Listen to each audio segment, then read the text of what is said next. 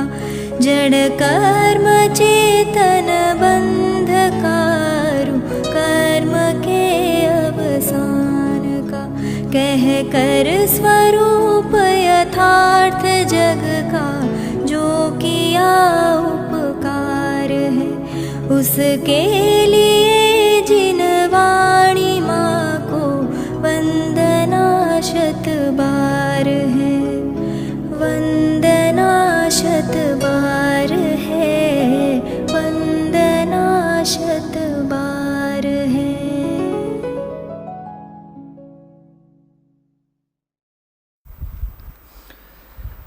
ओम नमः सदेभ्यः ओम नमः सदेभ्यः ओम नमः सदेभ्यः।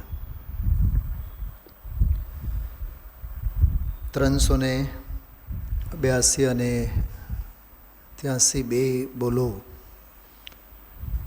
152મું પ્રવચન। પહેલો બોલ દાર્શનિક જૈન દર્શનનો મૂળ બોલ વસ્તુ સ્વરૂપ અને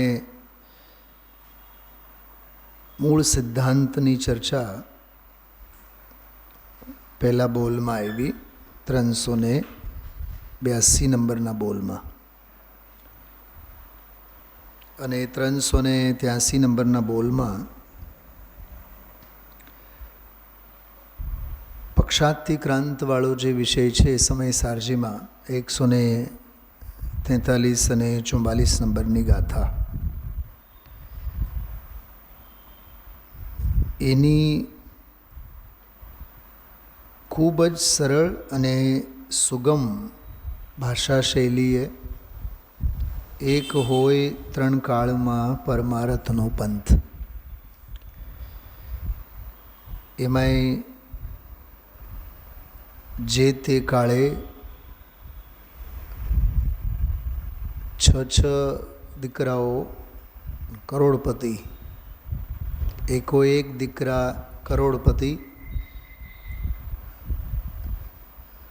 જીવનકાળ દરમિયાન 4 વખત વચનામૃતનો સ્વાધ્યાય કરેલા એવા પોપટભાઈનો અંતિમ શ્વાસ લીધા એમને હું જાઉં છું એ દેહ વિસર્જનનો પ્રસંગ યાદ કરીને ચલો સખી વહાં જઈએ જહાં ન અપના કોઈ એવા વૈરાગ્યના અદ્ભુત બોલો સાથે માર્ગના નિરૂપણ અને કથન કથાઓ ઘણી છે પણ માર્ગ તો એક જ છે એની બહુ દળદાર અને રસાળ શૈલીમાં ગુરુદેવશ્રીએ આજે વાત કરી। વચ્ચે વચ્ચે વૈરાગ્યના ઉદ્ગારો પણ બહુ સરસ આવ્યા, ખૂબ જ હૃદય વગે હૈયા વગે સંઘરી રાખવા જેવા ગુરુદેવશ્રીના ઉદ્ગારો આવ્યા। રાત્રે જે આપણે અહોભાવ ગ્રંથનો સ્વાધ્યાય લઈએ છીએ ઘણીવાર ઘણા સ્વાધ્યાયમાં આજે લગભગ વરસ સવા વરસ 1.5 વરસ થયા। અહોભાવ એટલે શું? ગ્રંથ નહીં, પુસ્તક નહીં, બોલો નહીં, અહોભાવ એ હૃદયની ઉર્મિઓ છે। જ્ઞાની મહાપુરુષના ચિત્તમાં નિર્ગ્રંથ માર્ગ અંગે બહુમાનના ભાવ છે, આદર ભાવ, સત્કાર ભાવ, એ ભાવો અહોભાવો છે। એ સામેવાળાના કોકના તો વાંચનારના આપણા અહોભાવ શું? તો જેવા ભક્તિભાવો ગુરુદેવશ્રીના હૃદયમાં છે એવા ભક્તિભાવો આપણા હૃદયમાં ઉછળે એનું નામ સાચા અહોભાવ।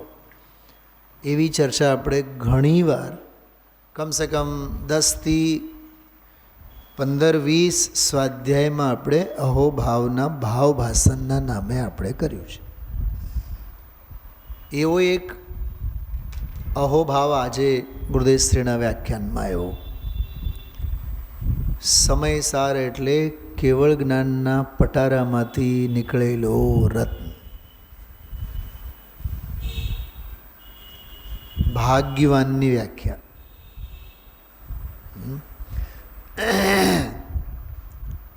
ભાવ પ્રત્યે દોડનાર જીવને પકડીને રાખે કે આ સાંભળ, એ સાંભળનારો ભાગ્યવાન છે. કેવી તાળીઓ પડી વચ્ચે. હા, શું કેવડાયું?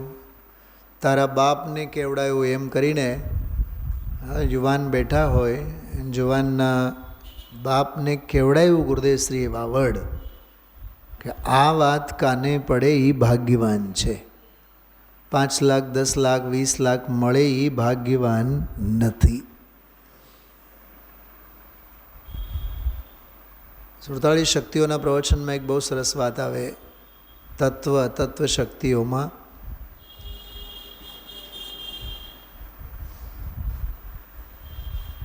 આ તત્વ જેને સાંભળવા મળે છે એ ભાગ્યવાન છે.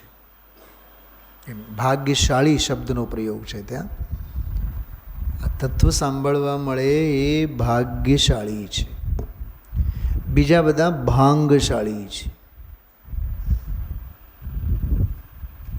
ભાંગ પીધેલા છે, મોહનો મદિરા પાન કરેલા છે. તો બહુ સરસ અદ્ભુત ઉદ્ગારો, એક ફકરા, એક વાક્ય ઉદ્ગાર. હું તો એમ કહું છું કે ગુરુદેવશ્રીના એક શ્વાસ, એમના દરેક શ્વાસે શ્વાસે શ્વસતું સમયસાર સાંભળવા જેવું છે, સંગરવા જેવું છે, સ્મરણમાં યાદ રાખવા જેવું છે, વાગોળવા જેવું છે. અને 382 નંબરનો બોલ, જેમ મેં હમણાં કીધું, દાર્શનિક બોલ છે. તત્વજ્ઞાનનું મૂળ ઉત્પાદ વ્યય દ્રવ્યયુક્તમ સત. હવે જે બહુ બારીકાઈથી ધ્યાનથી સાંભળ્યું હોય, બેનો સાંભળજો. એક તરફ તો શાસ્ત્રોમાં આવે ઉત્પાદ વ્યય દ્રવ્યયુક્તમ સત. સત દ્રવ્યનું લક્ષણ છે. દામજીભાઈ પકડજો.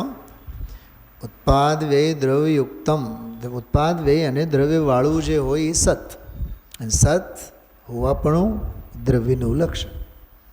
અને એ દ્રવ્ય કેવો? તો ગુણ પર્યાયવત, ગુણ પર્યાયવાળો એ દ્રવ્ય. તો આ સમજાય છે આંટીઘૂંટી. સત દ્રવ્ય લક્ષણમ ઉત્પાદ વ્યય દ્રવ્યયુક્તમ સત. તો એ સત કેવો? કે એ સત દ્રવ્ય લક્ષણમ, એ સત દ્રવ્યનું લક્ષણ છે. એ દ્રવ્ય કેવો? કે ગુણ પર્યાયવાળો. તો ઉત્પાદ વ્યય દ્રવ્યયુક્તમ સત, સત દ્રવ્ય લક્ષણમ ગુણ પર્યાયવત દ્રવ્યમ. આ ત્રણેય સૂત્રો પહેલાં તો તત્વાર સૂત્રનો અભ્યાસ કરો તો આ પ્રવચન સમજાય. આજે હું સભામાં અહીંયા હોત ને, સભાને પૂછત કે આ સૂત્ર તત્વાર સૂત્રના કયા અધ્યાયમાં ને આગળ પાછળનું પ્રકરણ શું છે? બેન શૈલાબેન, એ આ શરૂઆતનો 10-15 મિનિટનો જે વિષય છે, પ્રેરણાવાળો, વૈરાગ્યવાળો, ઠપકાવાળો, એ તો ઘણું બધું આવ્યું છે. ચાપકા ઘણા માર્યા છે ગુરુદેવશ્રીએ, વખાણ પણ ઘણા કર્યા છે. બરાબર. પોપટભાઈની વાત, ભાગ્યવાનની વાત, તત્વ કાને પડે કે સમયસારનો અહોભાવ, એ તો બધો મહિમા પરક. પણ વસ્તુ અને સિદ્ધાંતની જે સમજૂતી પૂરી પાડી છે શરૂઆતના 10 મિનિટમાં, એ 10 મિનિટનો પ્રવચન સમજવા માટે પ્રવચન સાર અને પંચાસ્તિકાયનો સ્વાધ્યાય જોઈએ. જેના કાને એ પ્રવચન સાર અને પંચાસ્તિકાય પડેલા હોય એને જ એ સમજાય. માત્ર શબ્દોની રમત કરનારા, દ્રવ્ય અને ગુણ અને પર્યાય, ઉત્પાદ અને વ્યય અને દ્રવ્ય, માત્ર શબ્દોની રમત રમનારને નહીં જ સમજાય. કેમ કે આખો વસ્તુ સિદ્ધાંતની વાત, આખી વસ્તુ સિદ્ધાંતની વાત છે, મૂળ વાત છે. એમાંય ગુરુદેવશ્રી બહુ સરસ વાત કરી કે દિવ્ય ધ્વનિની ઓથે કે ગુરુના ઉપદેશથી બીજી ગાથાનો દાખલો આપ્યો સમયસારનો કે કેવળ જ્ઞાનની ઉત્પત્તિનો હેતુભૂત એવો જે મૂળ પદાર્થ છે તો ગુરુના મુખે સાંભળ, ઉપદેશમાં સાંભળ, કેવળ જ્ઞાનીના દિવ્ય ધ્વનિથી બધું સાંભળ ધામજીભાઈ, અને તને ખ્યાલમાં આવે. પણ એ ખ્યાલમાં આવે એનું નામ સમ્યક દર્શન નહીં. કેટલી વાર બોલ્યા આજે? 4-6 વખત બોલ્યા છે.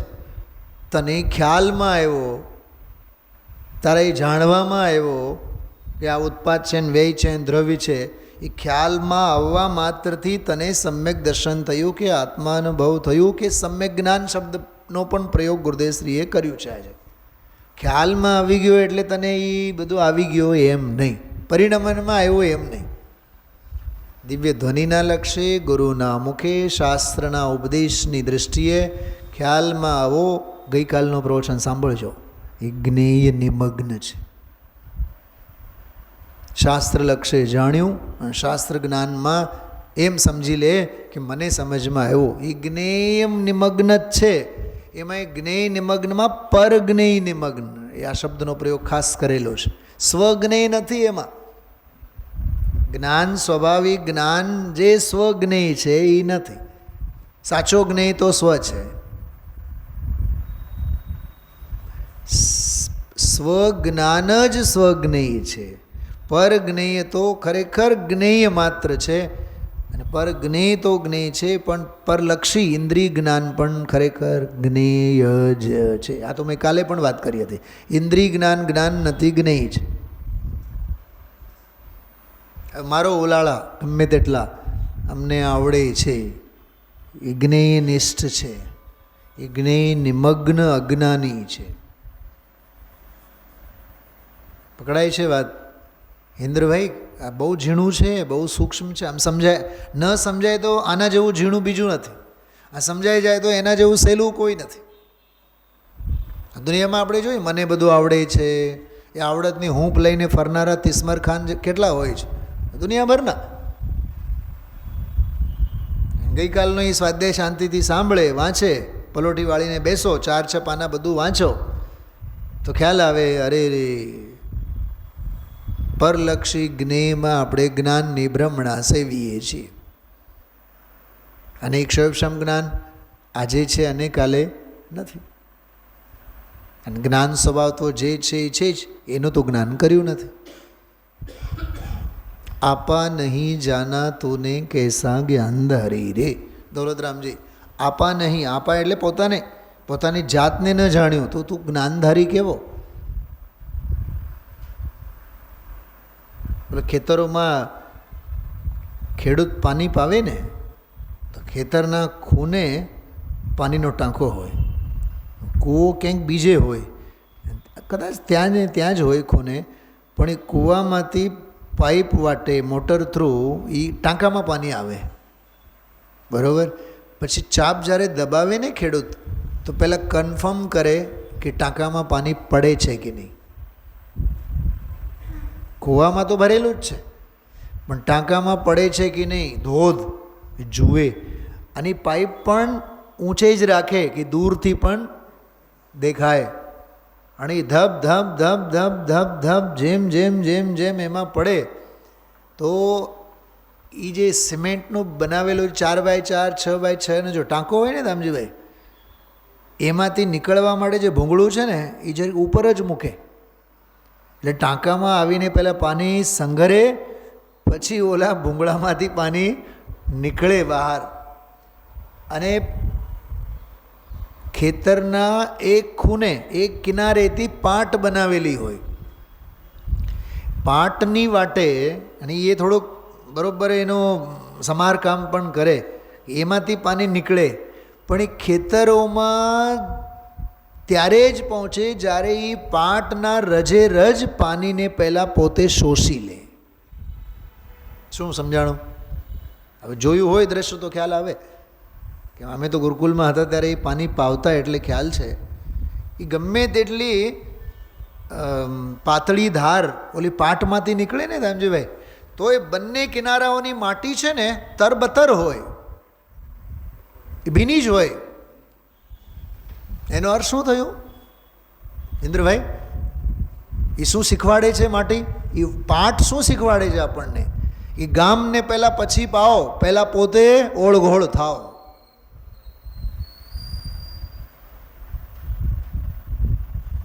ઘણા લોકોને ટેવ હોય,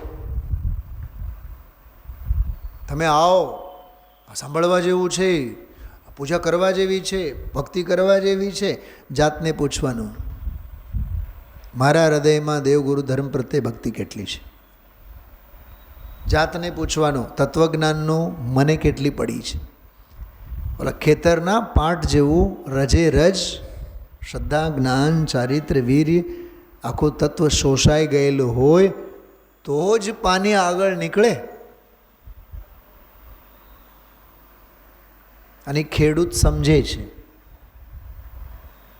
500,000 લીટર દૂધ તો પહેલાં જમીન પી લેશે, પહેલાં માટી પી લેશે, પછી આગળના ક્રમમાં પછી શેરડીના સાઠાઓને પાણી એના ભાગ્યમાં હશે તો પહોંચશે તો પહોંચશે. એ આખું દૃશ્ય, આખી વિધિ, આખું સિસ્ટમ બંધ અધિકારની ગાથાનો દાખલો આપ્યો હતો કે શાસ્ત્ર જ્ઞાન પ્રયોજનની સિદ્ધિ કરનારું બનવું જોઈએ. સરસ ગાથા આવે છે સમયસારમાં. ગોળ અને દૂધ. શું? ગોળ અને દૂધ. જેમ શ્રીખંડ બને, શ્રીખંડ બનવા માટેની જે વિધિમાં ગોળ તો પોતે ગળ્યું ખરું જ, અને એમાંય વળી પાછું અમૃત તુલ્ય દૂધ ભળે તો પછી એના ગળપણની તો શું કહેવું, બરાબર? સમજાણો? આ દાખલો આપેલો છે કે ગોળ અને દૂધ પીતો હોવા છતાં પણ ઇન્દ્રભાઈ સાપ છે ને એ ઝેર ઓકવાનું બંધ નહીં કરે. શું સમજાણો? એ દાખલો ગુરુદેવશ્રી કાલે આપતા હતા બંધ અધિકારમાં. શાસ્ત્ર જ્ઞાન પ્રયોજન સિદ્ધ થવું જોઈએ ને. તો ગોળ અને દૂધ, ગોળવાળું દૂધ પીતો હોવા છતાં પણ જેમ સાપ ઝેરને ઓકવાનું નહીં છોડે, એમ અભવ્ય જીવ, કેવા ના લાયક એમ કહી શકીએ આપણે, લાયકાત જેનામાં નથી, અપાત્ર જીવ, અભદ્ર જીવ ગમે તેટલા શાસ્ત્ર વાંચે તો પણ અજ્ઞાન મોહ કષાયોના ઝેર ઓકવાનું બંધ નહીં કરે. એ ગઈકાલે ઘરે જઈને તમારા લોકોને જોતો હતો, એ ગાથા વાંચવાની જરૂર હતી. કાલે મારાથી એ કહેવાનું રહી ગયું. એ દામજીભાઈ એક એક પડળ નીકળે છે એક એક પ્રવચનોમાં.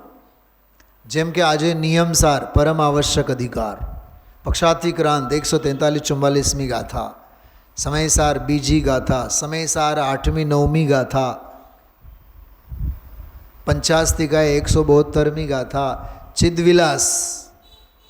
ચિદવિલાસ આજના પ્રવચનમાં વચ્ચે 5, 7, 8, 10 મિનિટ સુધી એ સ્વાધ્યાય છે. શું નૈનાબેન? વચનામૃત ઉપરનું પ્રવચન છે, એટલું ઠોકીને બેસાડવાનું. વચનામૃતના 2 બોલ પણ ઉત્પાદ વે દ્રવ્યયુક્તમ સત વસ્તુ સ્વરૂપ અને એમાં દ્રષ્ટિ ધ્રુવ સ્વભાવની કેવી રીતે માત્ર કેવળ જ્ઞાન શાસ્ત્રના લક્ષ્ય દિવ્ય ધ્વનિના લક્ષ્ય ખ્યાલમાં આવ્યો એટલે કે પરિણમનમાં આવ્યો એવું નથી. જેમાં દિવાળીના દિવસોમાં દુનિયાભરના માલ બધા ઠાલવીને બેઠા હોય વેપારીઓ, તો દુનિયા પ્રજા ગ્રાહક બનીને નહીં જાય, દર્શક બનીને જાય. શું ઇન્દ્રભાઈ તમે દુકાન કરો છો, ખ્યાલ છે દિવાળીના દિવસોમાં એક દુકાનમાં શણગાર હોય, શણગારાયેલી દુકાનો હોય, માલ બધું હોલસેલ ભાવે દુનિયાભરનો માલ ઠલવાયેલો હોય બધું. લાઈન તો લાગી હોય છે, ખરીદનારા કેટલા હોય? હા, ખરીદી કેટલી? બોલો શું કહે છે વાસ્તવિકતા? શું કહે છે?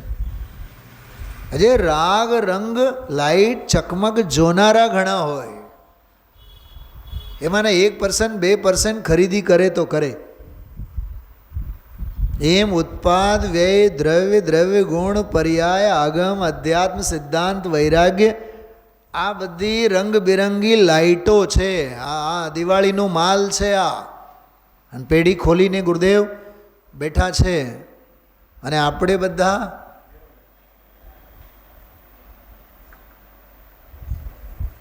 દર્શક તો કેમ કહે, કેમ શરમ આવે? આપણે તો જોનારા છીએ. કાલે ગુરુદેવથી યાદ કર્યું હતું યોગસારને, વિરલા તત્વને જાણે કોઈ, સાંભળે કોઈ, ધ્યાવે કોઈ, પામે કોઈ. બૂઝનારા કેટલા? તત્વને સમજનારા કેટલા? બૂઝનારા કેટલા? પોતાની જાતને વિચારો. હા,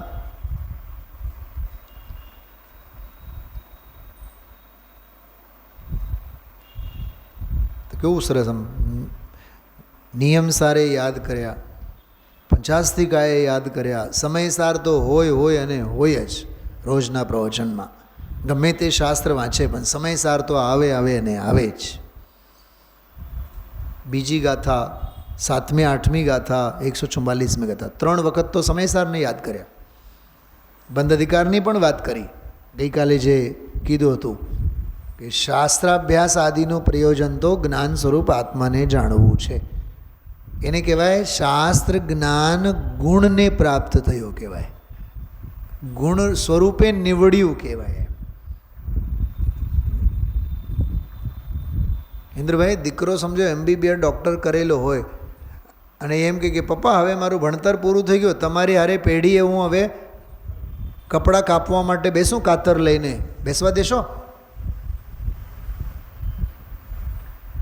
તને આ ડૉક્ટર બનાવ્યા છે લાખો રૂપિયાના ખર્ચા કરીને, કમાવતો થા. તારી દુકાન જુદી, તારી પેઢી જુદી. પોઈન્ટ સમજાય છે? એમ શાસ્ત્ર જ્ઞાન તો કર્યું, શાસ્ત્ર જ્ઞાન કરવા માટે શાસ્ત્ર જ્ઞાન નહીં, આત્મજ્ઞાન કરવા માટે શાસ્ત્ર જ્ઞાન. તોય નિયમ તો એ કે શાસ્ત્ર જ્ઞાન કરવાથી આત્મજ્ઞાન થાય એવું નથી.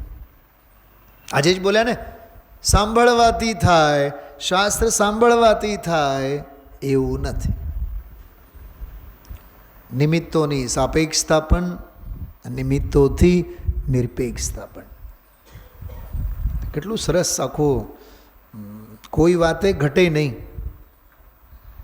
ન અધ્યાત્મ છૂટે, ન આગમ છૂટે, ન દર્શન છૂટે, ન સિદ્ધાંત છૂટે, ન કથાનિયોગ પ્રથમાનિયોગ.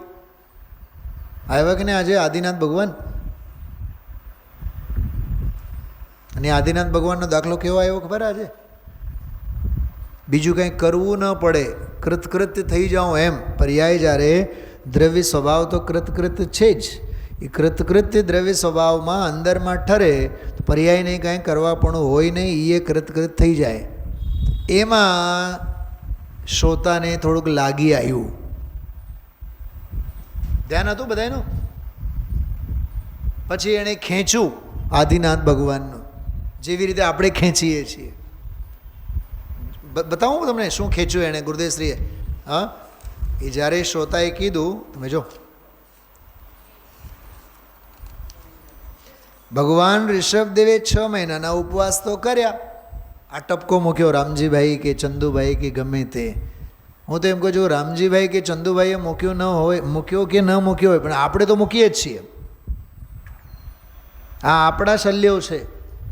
બેનો સમજાય છે બધાને? ઝડપથી પાનું કાઢો.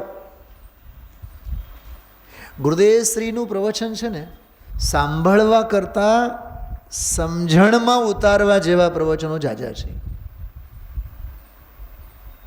પાનું, પાના નંબર 24 નીચે જો, સાવ નીચે જો, ફટાફટ જો. એ તો કૃતકૃત છે જ, એમાં સ્થિર થવાથી પર્યાયમાં કૃતકૃત્ય નામ કેવળ જ્ઞાન થશે. પછી શું બોલ્યા જો ગુરુદેવે? હવે એ વાક્યની મરચું છે ને શ્રોતાને લાગી આવ્યું, પછી કાંઈ કરવાનું રહેશે નહીં. બોલે ને પછી શ્રોતા શું બોલે છો? ભગવાન ઋષભદેવે તો 6 મહિના ઉપવાસ કર્યા એટલે કાંઈ કરવાનું રહે નહીં ને. એમાં તો 6 મહિનાના ઉપવાસવાળી વાત એને ઠોકી બેસાડી. હવે એનો જવાબ જુઓ. એ તો એ સમયે આનંદમાં રહ્યા, આહારનો વિકલ્પ આવ્યો નહીં, એ અપેક્ષાએ ઉપવાસ કહેવામાં આવ્યા.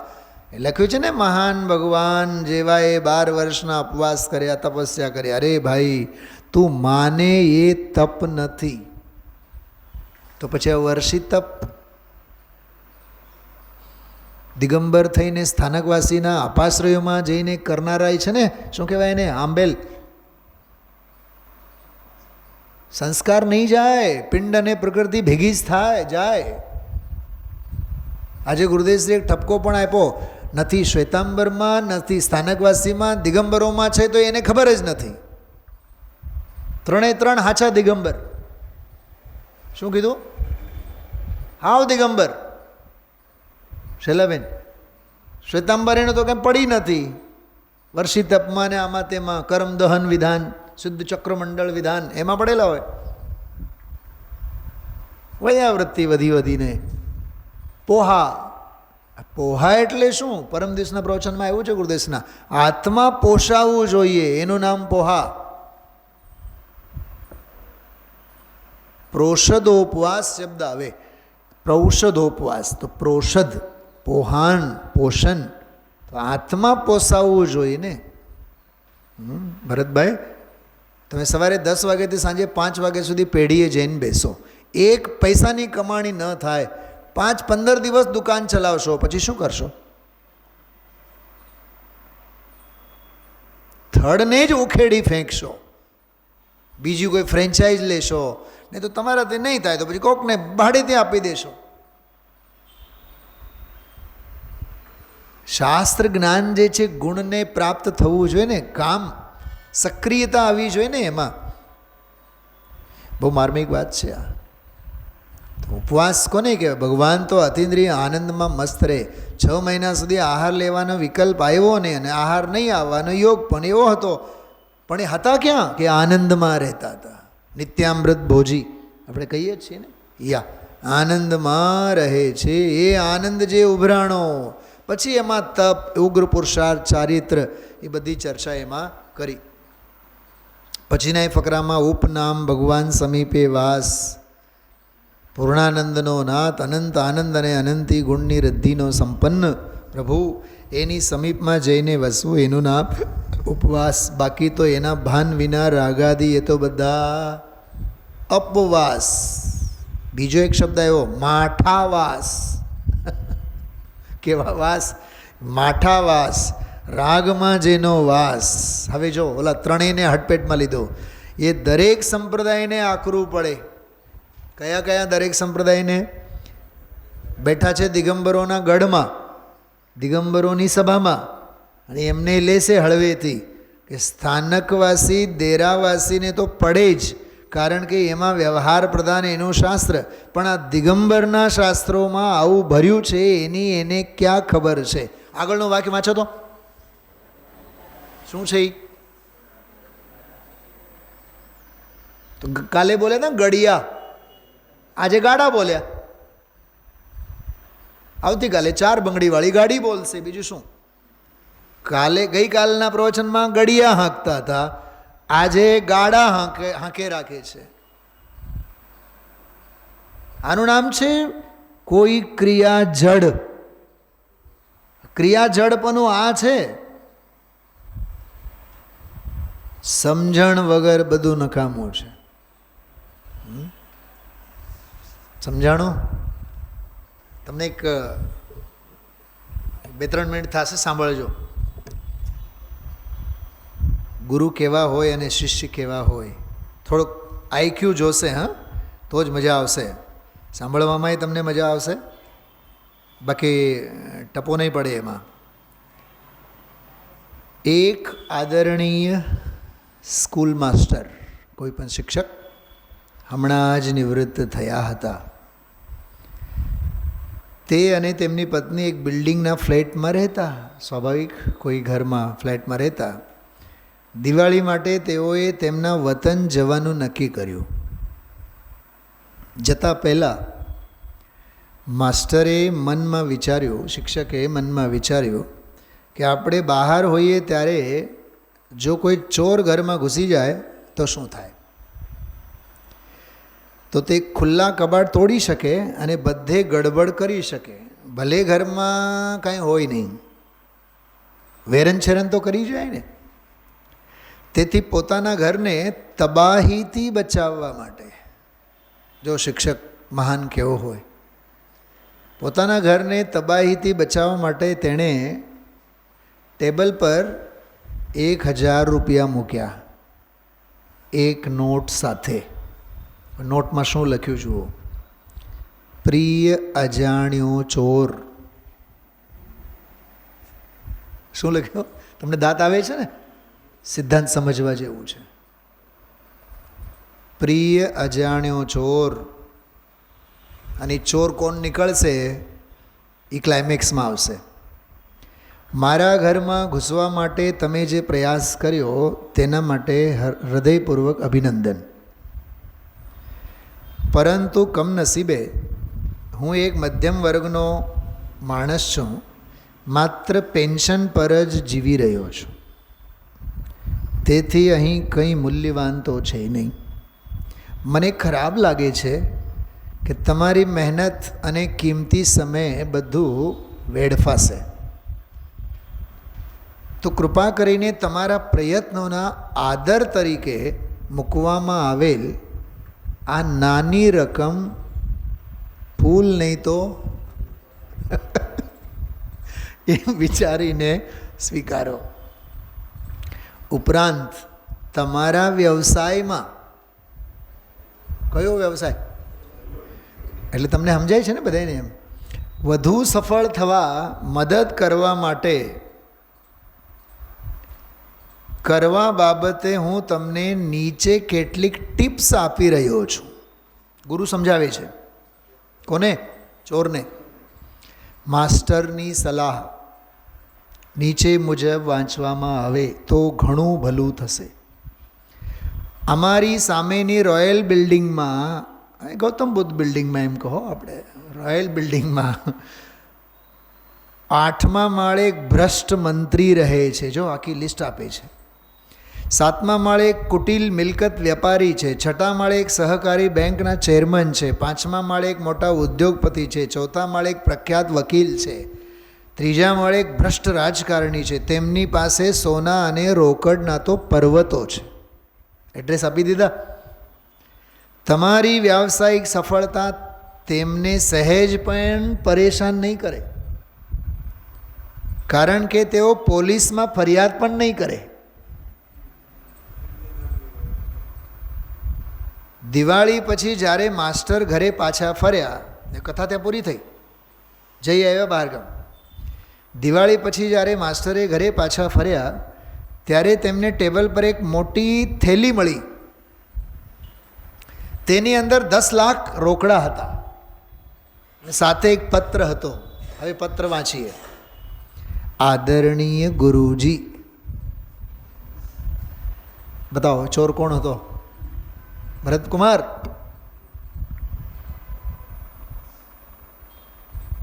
આદરણીય ગુરુજી. જો એક વાત, ગુરુના વચનો તત્કાળ બોધક હોય છે અને શાસ્ત્રના વચનો નિત્ય બોધક હોય છે. વચનામૃતમાં જ આપણે બોલ વાંચી ગયા છીએ. તત્કાળ બોધક વચનો, એનું રિએક્શન જુઓ. આદરણીય ગુરુજી, તમારા માર્ગદર્શન અને શિક્ષણ બદલ હૃદયપૂર્વક આભાર. મેં તમારી સલાહનું પાલન કર્યું અને મારું મિશન પણ સફળ થયું. હું કૃતજ્ઞતાના પ્રતીક તરીકે આ નાની રકમ છોડી રહ્યો છું. ભવિષ્યમાં પણ મને તમે તમારા આશીર્વાદ અને શાનપન મળતું રહે એવી પ્રાર્થના. તમારો શિષ્ય, જગત પ્રસિદ્ધ ચોર. ગુરુજીએ તે વાંચ્યું અને હસીને કહ્યું, મને લાગ્યું કે હું નિવૃત્ત થઈ ગયો છું, પણ એવું લાગે છે કે મારી શિક્ષણની કારકિર્દી હજી પણ ચાલુ છે. શું સમજાણું તમને બતાવો. ગુરુદેવશ્રી કહે છે ને કે સરકારી નોકરીમાં 58-60 તો કાઢી મૂકે, અહીંયા તો 70, 80, 90 હજી અનુભવનું ભાતું. ગુરુ આવા હોય તો શિષ્ય આવા જ હોય. ધૂતારાઓની ટોળી છે ચારે બાજુએ, અને ગુરુએ જે સમજાવ્યું હોય એમાંથી સમજોય શું, વિચાર કરો. એટલે આવા કાળમાં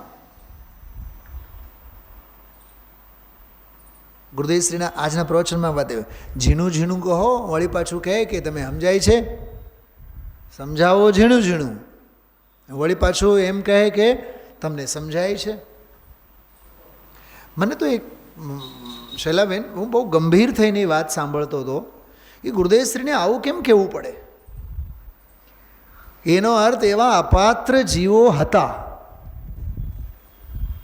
અચ્છા, એવું કહેનારા કોઈક સભામાં જ હોય ને રામજીભાઈ, કોઈ જે ગુરુદેવશ્રીને ન સાંભળતા હોય, ગામના તો કોઈ લોકો ન કહે ને ઇન્દ્રભાઈ.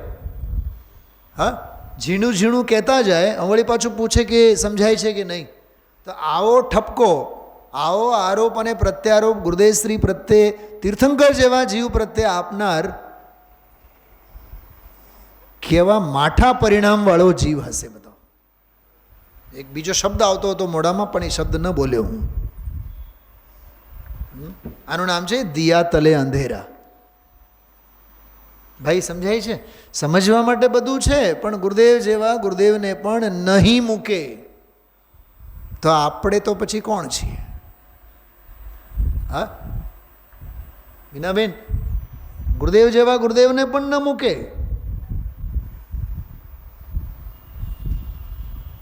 કેટલી અપાત્રતા જીવોની.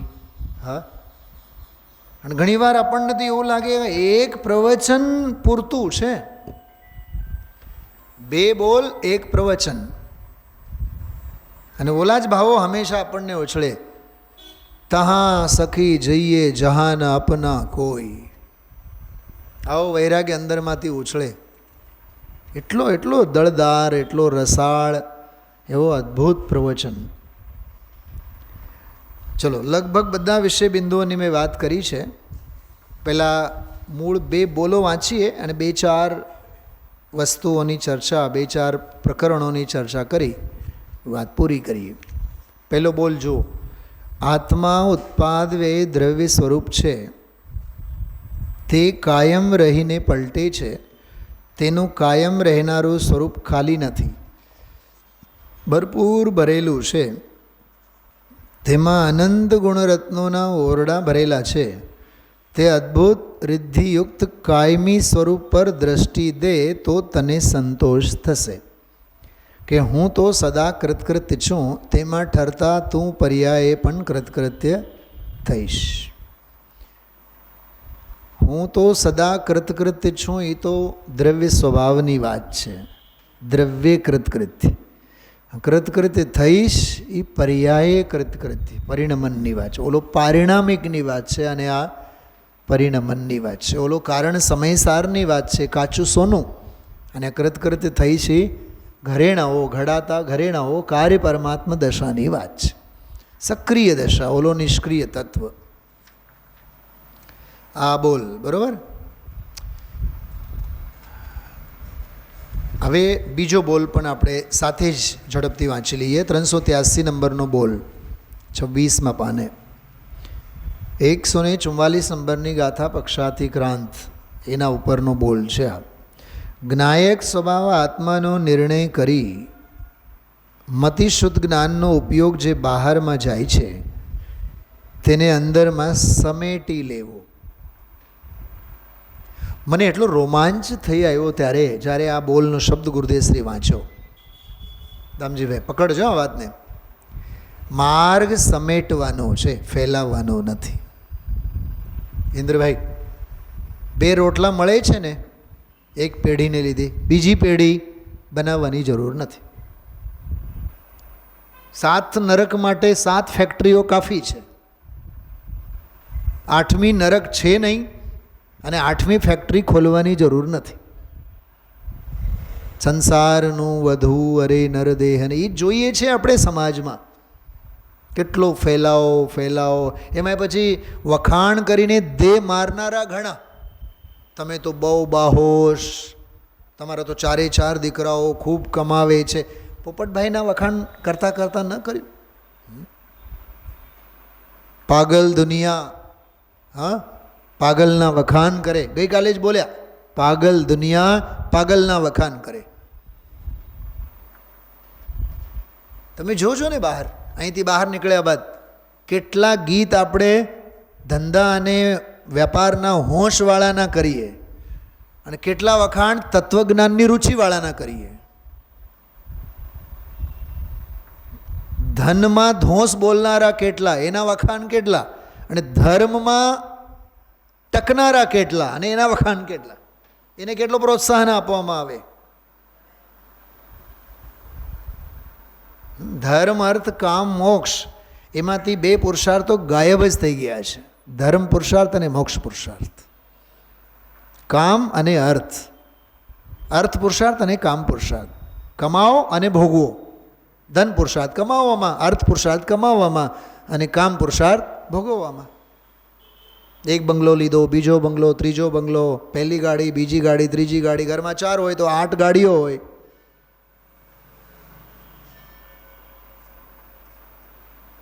ચાર તો મકાન હોય, ફાર્મ હાઉસ તો હોય જ હોય. શું છે આ? પરિગ્રહના પોટલા નથી? પરમાણુ માત્ર પરિગ્રહ રહે તો શ્રમણ નિગોદમાં જાય, તો આ ક્યાં જાય?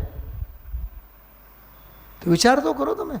હા, સમેટવાનો માર્ગ છે, ફેલાવવાનો માર્ગ નથી. માર્ગ સમય સારનો છે, સંસારનો નહીં.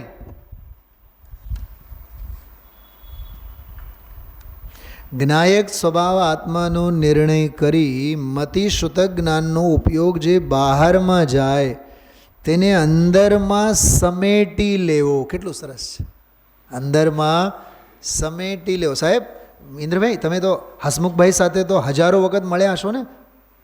કોણ હસમુખભાઈ? હમણાં જે ગુજરી ગયા, પોપટભાઈના દીકરા. 6 દીકરામાંના 1 દીકરા, સોનગઢના પ્રમુખ. એના અંગે ગુરુદેવશ્રી ઘણીવાર પ્રસંગો કહેતા હોય છે અને બીજા એક વજુભાઈની વાત કરતા હોય. 4 ભાઈઓ. મારે મુંબઈ આવવું નથી, ધંધે બેસવું નથી, પેઢીએ બેસવું નથી. મારા ભાગે 1.5 લાખ, 2 લાખ, 4 લાખ જે આવતા હોય આપો, એનાથી અડધો આપો, પણ હું તો આવીશ નહીં. 42-45ની વર્ષની ઉંમરમાં રિટાયરમેન્ટ. આજે 90 વર્ષની ઉંમર થઈ ગઈ હોય તો એ હજે એ જ એક્ટિવ મોડમાં આપણે ક્યાં જવાની તૈયારી છે. અમારા વાલીલ સાહેબ બહુ સરસ વાત કહેતા, ઉંમર આપણે સૌનું ગણીએ. ધમજીભાઈ સમજો, 100 વર્ષની ઉંમર તો પહેલાં 50 વર્ષના જે ચાળા છે ને એ ક્યાંથી આવ્યા છે એના લક્ષણો છે. અને 50-55 પછી બાકીના જે બોનસની જિંદગીમાં સંકલ્પ વિકલ્પો છે ને એ ક્યાં જવાની તૈયારી. હાય ધંધો, હાય વ્યાપાર, હાય પૈસા. સમજી લેવાનું કુંવરજીભાઈની જેમ પશુ ગતિ નક્કી છે. આ વસ્તુ સ્વરૂપ છે. આ ગુરુદેવશ્રીના ઘરની વાત નથી. બહુ આરંભ પરિગ્રહત્વમ નારકસ્ય આયુષ. બહુ આરંભ અને બહુ પરિગ્રહ એ નરકાયુના કારણ છે. બાપ દાદાઓ આવું જ કરીને ગયા છે, એટલે પછી આપણામાં પણ સંતાનોમાં પણ એ સંસ્કારો દ્રઢ થયા. કાં આદિનાથ જેવા બાપ નથી, ભરત જેવા બાપ નથી, બાહુબલી જેવા પિતા નથી, જેના સંતાનો કોઈ ગણધર બને, કોઈ મુનિ દીક્ષા લે અને એને એ આદિનાથ દાદાના દરબારમાં ગણધર બનીને બેઠા હોય. વૃષભસેન પહેલો ગણધર, આદિનાથ ભગવાનનો 2જા નંબરનો દીકરો. 84 ગણધરોમાં 65 તો એના ગણધરો હતા, દીકરાઓ ગણધર હતા. ક્યાં આદિનાથની પેઢી, ક્યાં આપણી પેઢી? ક્યાં આપણા પહેલા તીર્થંકરનો સાંસારિક જીવનનો આદર્શ અને ક્યાં આપણો આ જીવનનો આદર્શ? ક્યાં જવાનું તો છે જ ને, જવાનું તો નક્કી જ છે ને. જો ગઈકાલના પ્રવચનમાં એક બહુ સરસ વૈરાગ્યવાળો, બહુ અદ્ભુત, આમ અંદરમાં લાગી આવે. ખરેખર તો આ પ્રવચનો છે ને સાંભળ્યા બાદ પછી આપણે બેસીને જ્યારે વાંચીએ ને તો ઓર અંદરમાં જેમ ઓલી હોય ને કે ચ્વિંગમ હોય ને, ચ્વિંગમ એ તો મહાઅભક્ષ વસ્તુ છે, પણ મોઢામાં હોય તો જેમ ઓલા ક્રિકેટરો નહીં ઘડીએ ઘડીએ ઘડીએ ઘડીએ મમળાવતા હોય, આમલી હોય ને, આમલી,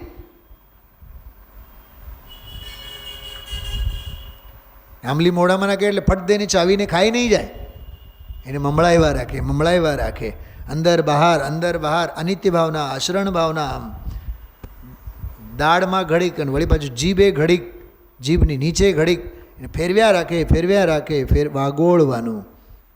એમ એ વાગોળવું જોઈએ આપણે ગુરુદેવના પ્રવચનો. 4 નંબરનું પાનું કાઢો, પાના નંબર 4, સાવ નીચે જુઓ.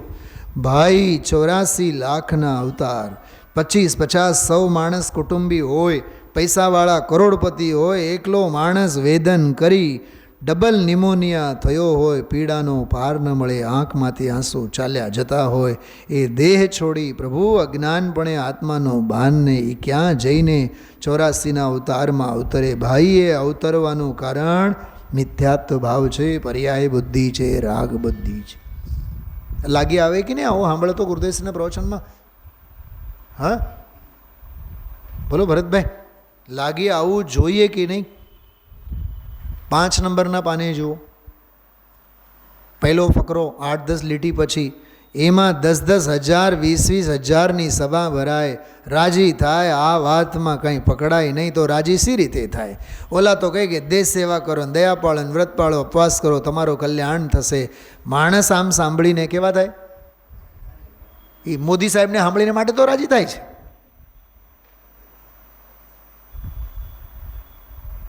હીરાની દુકાનમાં ભીડ ન હોય, જુબેલીના શાક મંડીમાં ભીડ હોય. એ વાત મિથ્યાત્વનો પોષક છે. કેવા કેટલા અજબ ગજબના બધા ગુરુદેવશ્રીના ઉદ્ગારો.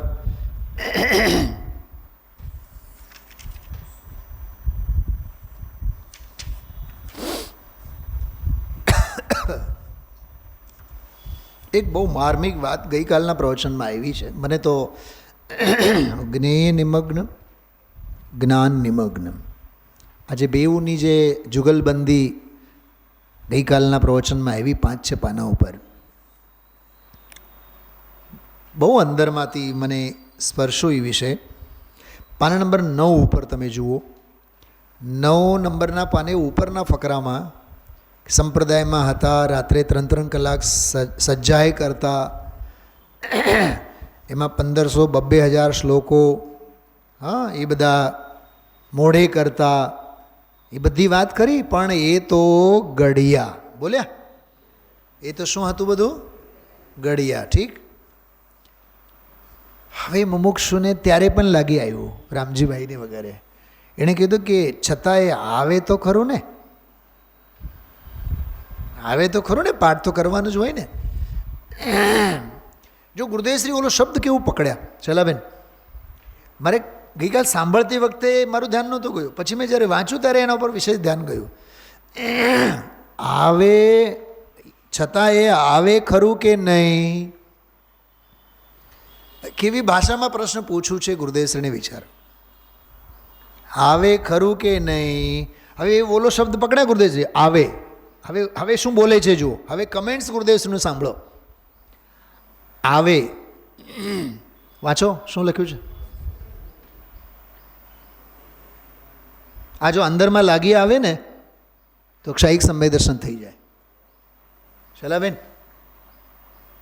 હવે પહેલાં આગળનું પછી વાંચું, હું તમને એક 8-10 વાક્ય બોલું છું, સાંભળો. પ્રક્ષાલના ભાવ આવે કે નહીં? બોલો રાજુભાઈ.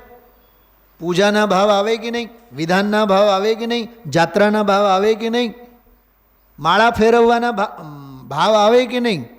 દાન આપવાના ભાવ, વયાવૃત્તિના ભાવ, મંદિરો બનાવવાના ભાવ, પંચકલ્યાણકો ઉજવવાના ભાવ, ભક્તિના ભાવ, પ્રતિક્રમણના ભાવ, સિદ્ધચક્ર મંડળના ભાવ તો આવે ને. ગુરુદેવ શું બોલે છે અહીંયા? આવે એ વસ્તુ નહીં. હવે આ વાત પકડાતી નથી આપણને.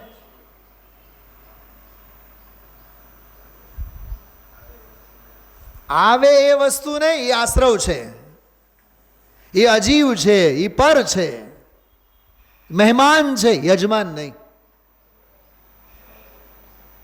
સમજો, મારી ઘરે ભિખારી આવે તો મારો, કે ચક્રવર્તી આવે તો મારો, કે સાક્ષાત તીર્થંકર આવે તો મારો?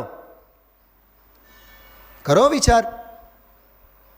મારા ઘરે હું જ યજમાન, મારા સિવાયના બધા મહેમાન, અને મહેમાન આવે અને જાય. માટે કીધું કે આવે એ નહીં.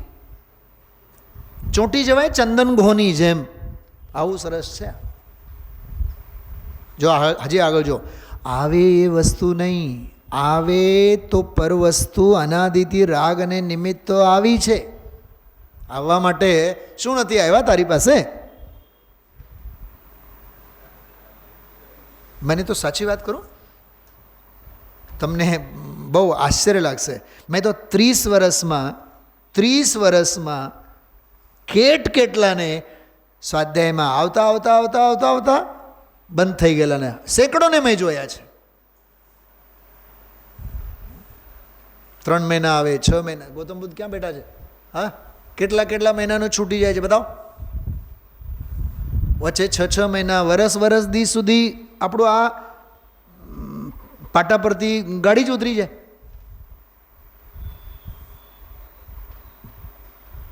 ઘણાને મેં જોયા છે, નામ જોગ હું તમને કહી શકું. સાવ આવવાનું બંધ.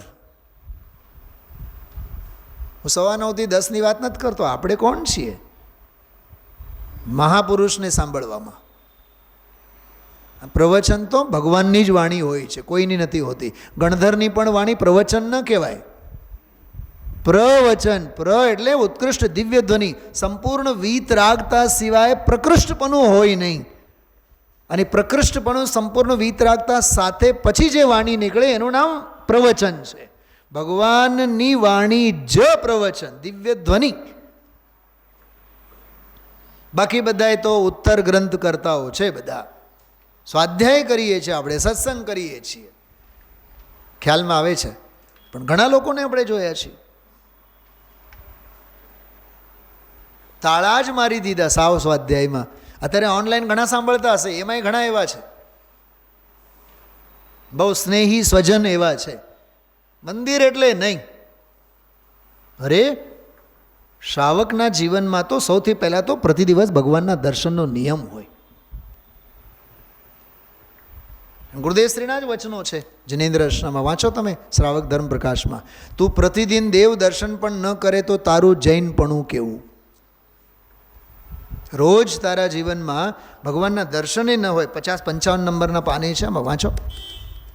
જે ઘરમાં શાસ્ત્રો વાંચતા ન હોય, વંચાતા ન હોય, સ્મશાન છે. જેમ માતા પિતાને જોયા વિના બાળકને ચૈન ન પડે, એમ તને 3 લોકના ના જિનેન્દ્ર ભગવાનને જોયા વિના ચૈન કેવી રીતે પડે? કોળીઓ ઉતરે કેવી રીતે? ચા અને દૂધ તને ઝેર જેવા લાગવા જોઈએ? હોય કે નહીં? જ્યાં જે યોગ્ય છે ત્યાં સમજવું. તે પડ્યું હોય છે ત્યારે બધું પડ્યું હોય છે ભાઈ. હા, ફડાક દઈને જ્યારે છૂટશે ને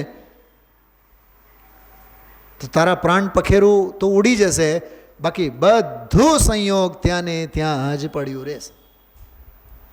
દ્રવ્ય છૂટા, ક્ષેત્ર છૂટા, કાળ છૂટા, બધું જ. અને અજાણ્યો દેશ, અજાણ્યા જીવો, અજાણી કશાયો, બીજા જીવો નહીં, પનારો પડશે. એટલે બહુ ચેતવા જેવું છે. ભરતકુમાર, ઘણા ઘા વાગ્યા છે, હા, ધ્યાન રાખજો. બહુ અંદરથી ભાવોની ભીનાશ સાથે ખૂબ સમર્પણતાથી આ વાત બેસાડવી જોઈએ. ચલો, બોલ તો પૂરું થઈ ગયું ને? એ વાંચ્યું એ મેં કે બાકી છે હજી? જ્ઞાન સ્વભાવ આત્માનો નિર્ણય કરી, જ્ઞાયક સ્વભાવ આત્માનો નિર્ણય કરી મતિશુદ્ધ જ્ઞાનનો ઉપયોગ જે બહારમાં જાય તેને અંદરમાં સમેટી લેવો. બહાર જતા ઉપયોગને જ્ઞાયકના અવલંબન વડે વારંવાર અંદરમાં સ્થિર કર્યા કરવો. જો વારંવાર અંદરમાં સ્થિર કર્યા કરવો, કેવો ગજબનો ભાષા, કેવી સરસ. તે જ શિવપુરી પહોંચવાનો રાજમાર્ગ છે. રાજમાર્ગ એટલે highway. Highway is my way. આપણું ઊંધું ઇન્દ્રભાઈ, માય વે ઇઝ હાઈવે. હું જે કહું ને એમ જ થવું જોઈએ. નહીં, માય વે ઇઝ હાઈવે નહીં, હાઈવે ઇઝ માય વે. જે જિનેન્દ્ર ભગવંતો દ્વારા કંડારાયેલો માર્ગ છે તે જ્ઞાયક આત્માની અનુભૂતિ, તે જ શિવપુરીની સડક છે, તે જ મોક્ષનો માર્ગ છે. બીજા બધા તે માર્ગને વર્ણવવાના ભિન્ન ભિન્ન પ્રકારો છે. જેટલા વર્ણનના પ્રકારો છે એટલા માર્ગો નથી. માર્ગ તો એક જ. ગજબ છે. દુકાનમાં આપણે જઈએ, 50 કલરના બધા ટી શર્ટ હોય. મારે એક ટી શર્ટ ખરીદવાનું છે, વાત પૂરી. ખ્યાલમાં આવ્યું? મારે મારા માપનું મારે ખરીદવાનું છે, બાકી બધા પ્રત્યે પરમ ઉદાસીન. એ મારા માટે છે જ નહીં. બહુ અદ્ભુત, ખરેખર આમ અંદરમાંથી એમ હલી જવાય એવો બોલ. 24મું પાનું કાઢો, થોડુંક એ એક પ્રકરણ વાંચું, વચ્ચે જુઓ. કૃતકૃત્યવાળા બોલમાં જ છે. આવી વાત, આ દિગંબર ધર્મ એ કોઈ પક્ષ નથી. આ દિગંબર ધર્મ એ જૈન ધર્મ, એ વસ્તુ ધર્મ ભાગ્યવાનને તો કાને પડે એવી વાત. જો ગુરુદેવસિંહ બોલે છે, કેવડાવ્યો હતો ને મેં, જો સ્વામીજી પોતે એના બાપને કીધું, ભાઈ તમારા દીકરાને કીધું તો જો એ બાપને કહે છે કે તારા બાપને કહે છે કે આ 5 લાખ છે એ ભાગ્યવાન નથી. એ કીધું, વળી પાછું પૂછે છે, કન્ફર્મ કરાવે છે. આ ઓલા ભરી સભામાં શરમ ધર્મને લીધે હા પાડે, કદાચ કીધું ન હોય. હા, એ એમ કહેશે સ્વામીજી તમને યાદ કરતા હતા. એમ નહીં કે તારા બાપને કહે છે કે ભાગ્યવાન નથી, એમ એવા શબ્દોમાં તો ઓલો લાત મારે એને. અને એ બાપે બેઠો છે, એને પછી પૂછાવે, એ કીધું, તને કીધું હતું કે તારા બાપને કહે છે કે 5 લાખ મળ્યા માટે ભાગ્યવાન નથી, પણ આ સાંભળવાનું મળે માટે ભાગ્યવાન છે, એમ કહેવડાવ્યો હતો. ત્યારે કેવી જોરદાર તાળીઓ પડી. હા, બહુ અદ્ભુત છે ભાઈઓ. ખરેખર અંદરમાંથી આમ હલી જવાય. છેલ્લો એક શબ્દ શિવપંથ શબ્દ આવ્યો, ધ્યાન જવો જોઈએ. શિવપંથ, તો એમાં ગુરુદેવશ્રીએ શિવનો અર્થ બહુ સરસ કર્યો કે નિરુપદ્રવ કલ્યાણ મૂર્તિ. પાનું 27 ઉપર છે. નિરુપદ્રવ કલ્યાણ મૂર્તિ, પૂર્ણ એ શિવપુરી. શિવ એટલે પૂર્ણ કલ્યાણની પ્રાપ્તિ, એ શિવપુરી. પછી નિયમસાર શ્લોકોની પણ વાત, જ્ઞાનધારાની વાત. છેલ્લે પછી પોપટભાઈના મૃત્યુ પ્રસંગની વાત કરીને કરી. જો એક મિનિટ એક કડી સાંભળજો. આમાં એ શબ્દ છે, અતઃ જાગ શિવ કે અભ્યાસી યહ ઘાટે કી ઘાટી. આપણે જનરલી શું છે, શિવ એટલે મોક્ષ અર્થ કરીએ. મોક્ષ નહીં, મોક્ષ તો ખરો જ, પણ શિવનો અર્થ કલ્યાણ થાય. આજે બધા હિન્દુ ધર્મમાં બધાએ ઓમ નમઃ શિવાય, ઓમ નમઃ શિવાય જે બોલે, શિવ શબ્દનો અર્થ કલ્યાણ થાય. આપણા શાસ્ત્રોમાં સહસ્રનામ વગેરેમાં પણ શબ્દોના અર્થો આવે. તો શિવ એટલે કલ્યાણ. કલ્યાણનો અર્થ શું? નિરુપદ્રવ, ઉપદ્રવ નહીં, નિરંતરાય.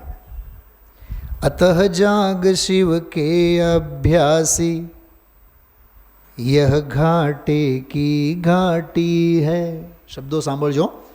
યહાં મોહ કે હાથોં કંચન, મોહના હાથે કંચન, હોતી દેખી માટી હૈ. પરમાત્મ પ્રકાશમાં આવે ને, રાખને માટે રતનને બાળે. અને આ જે ગુરુદેવશ્રીનો લાભ નથી લેતા ને, હું તો એમ કહું છું, કરોડો મનુષ્ય ભવને વેડફે છે અને કરોડો ચક્રવર્તીના ભાગ્યને રાખમાં મેળવે છે, જે લાભ નથી લેતા. બહુ કિંમતી છે. આ વાત કાનમાં પડે જ મહા મુશ્કેલ છે. સમજણ થાય તો ધન્ય ભાગ્ય છે.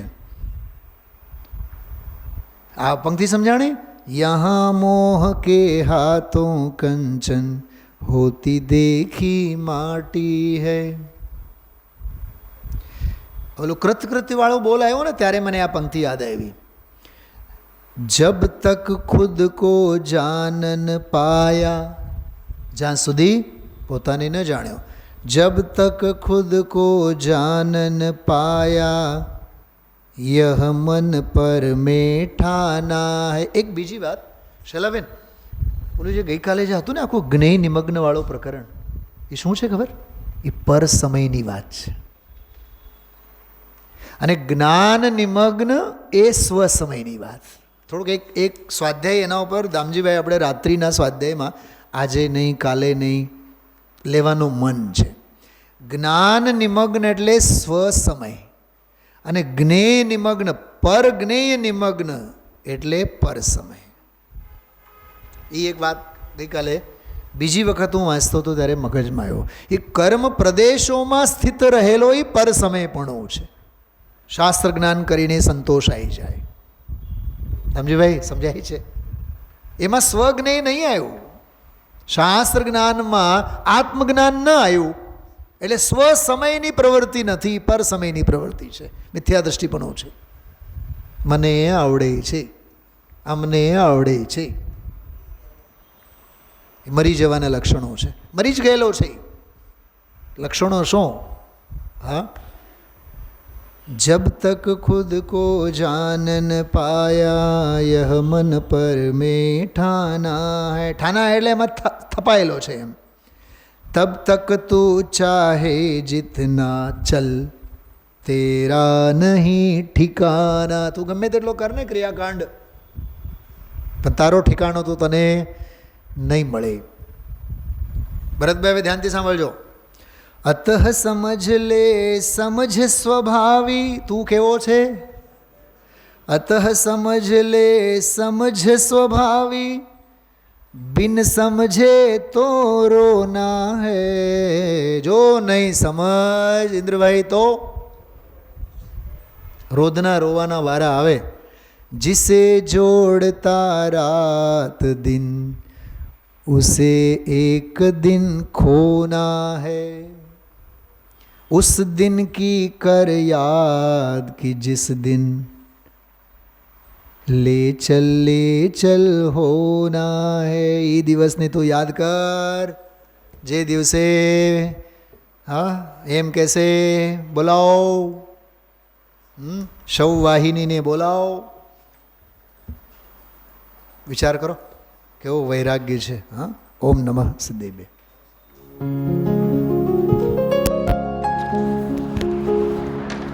निज निधि निज में बताए यह अनंत उपकार है उसके लिए जिन वाणी माँ को वंदना शत बार है. वंदना शत बार है. वंदना शत बार है.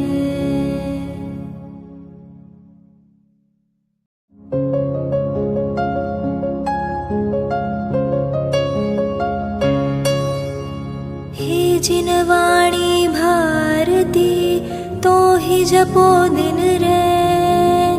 जो तेरी शरणा गहे सो पावे सुख चैन. जा वाणी के ज्ञान ते सूझे लोकालोक.